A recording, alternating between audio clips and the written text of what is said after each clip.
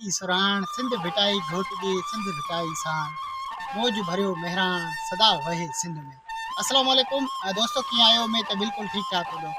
दोस्तों, वक्तन ब वक्तन मुंहिंजी इहा कोशिशि हूंदी आहे त आउं तव्हांखे सिंध जे तारीख़ी मागनि ऐं सिंध जे तारीख़ी माण्हुनि जिन पंहिंजे जेका असां ॿोली ज़रिए पंहिंजी लोली ज़रिए पाण मञरायो हुजे त अॼु असां जुमे जे भलारे ॾींहं ते खिपरो तेलके जे सरनवारी शहर वेझो तजन पीर जी दरगाह आहे, उन दरगाह ते पहुतासीं ऐं हाणे उतां जेका आहे पासे में हिकिड़ी तारीख़ी मस्जिद आहे जेका तमामु क़दीमी मस्जिद आहे ऐं हिन जी जेका असां चिटसाली या हिन जो जेको नमूनो उहो तमामु तारीख़ी आहे।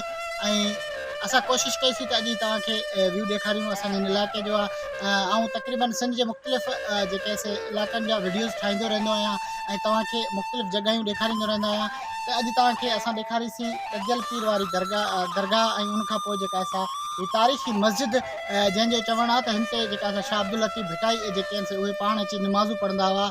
ऐं उनखां अलावा ही उहा मस्जिद जेका हिन वक़्तु बिल्कुलु मतिलबु तमामु क़दीमी आहे ऐं तव्हांखे कैमरा जेक ॾेखारे चुकी आहे त अंदरि बिल्कुलु चमड़ा आहिनि ऐं हिन जी जेका असां डिज़ाइन थियल आहे उहा तमामु हिकिड़ी तारीख़ी डिज़ाइन थियल आहे।